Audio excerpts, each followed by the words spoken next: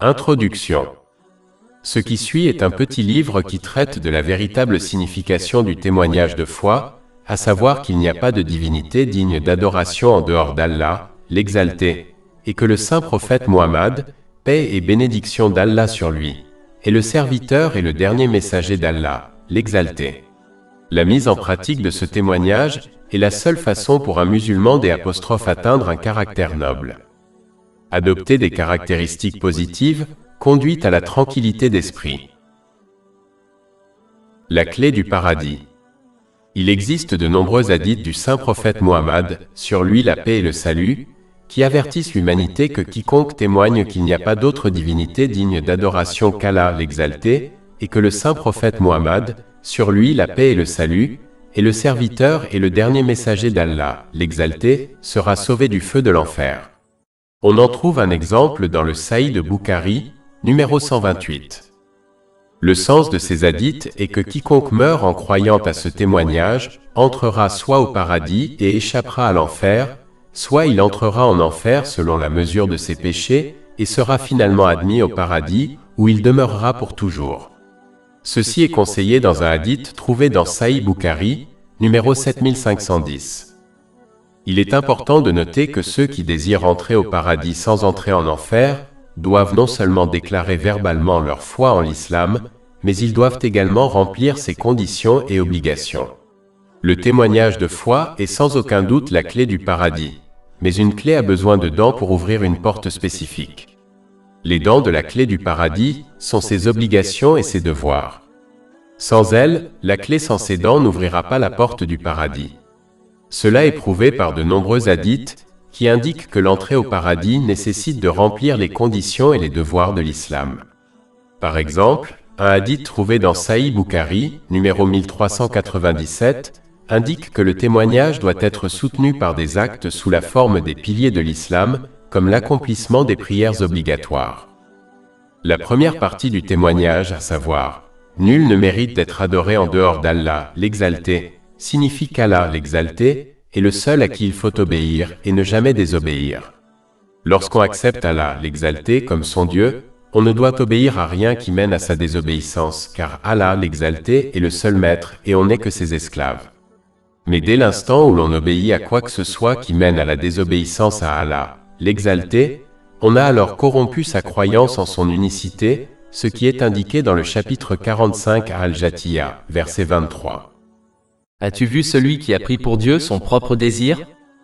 Le Saint-Coran a averti les musulmans que quiconque commet des péchés adore en réalité le diable, car ils lui ont obéi au détriment d'Allah, l'Exalté.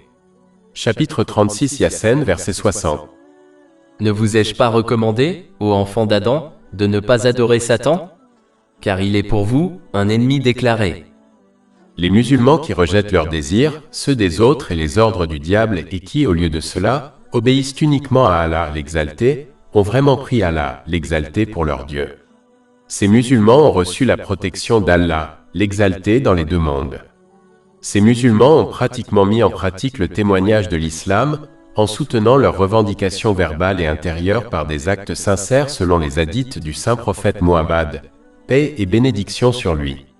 Lorsqu'on agit selon ces hadiths, on accomplit le deuxième aspect du témoignage, à savoir que le saint prophète Muhammad, paix et bénédiction sur lui, est le serviteur et le dernier messager d'Allah, l'Exalté.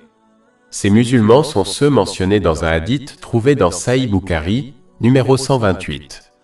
Il prévient qu'ils seront sauvés de l'enfer par Allah, l'Exalté. La personne qui déclare l'islam avec la langue et l'accepte intérieurement est sans aucun doute un musulman, mais sa véritable croyance sincère en l'unicité d'Allah, l'Exalté, est diminuée en fonction de ses péchés. Un aspect de la mise en pratique du témoignage est l'amour sincère d'Allah, l'Exalté. En fait, le saint prophète Muhammad, que la paix et les bénédictions soient sur lui, l'a indiqué dans un hadith trouvé dans Sunan Abu Daoud, numéro 4681. Il conseille que cela fait partie du perfectionnement de la foi. C'est quand on aime ce qu'Allah, l'Exalté, aime et qu'on déteste ce qu'il déteste. Comme c'était la caractéristique du saint prophète Muhammad, que la paix et les bénédictions soient sur lui, selon un hadith trouvé dans Sunan Ibn Majah, numéro 2333, les musulmans ont été commandés de le suivre. Chapitre 3 Ali Imran, verset 31.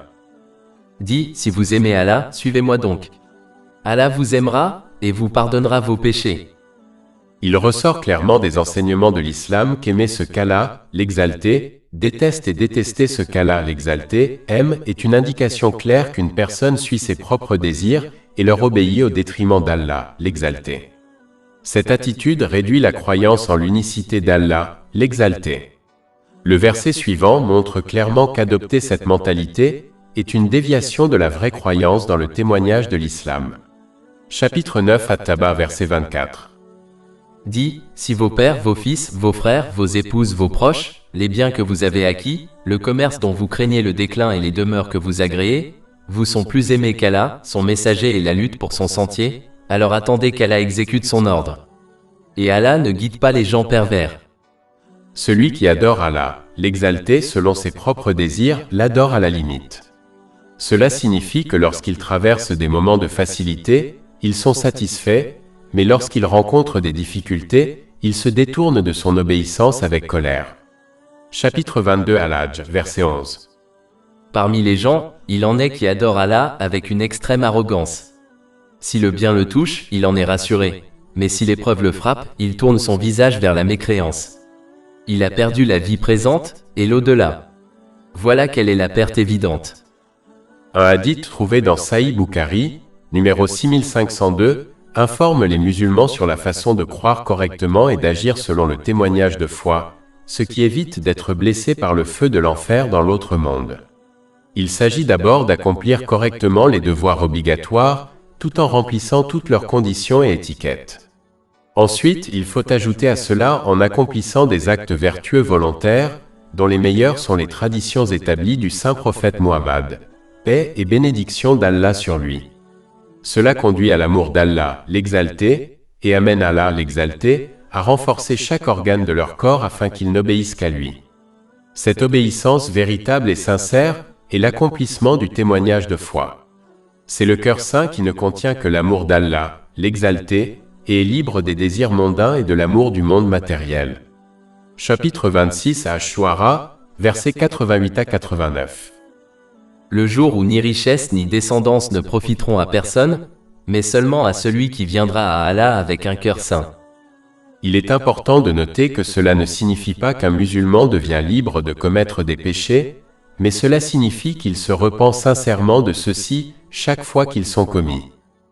Pour conclure, il est vital pour les musulmans de non seulement déclarer le témoignage de l'islam intérieurement et verbalement, mais ils doivent également le montrer dans leurs actes, car c'est la seule façon d'atteindre un véritable succès dans ce monde, et d'échapper complètement à la punition dans l'autre monde également.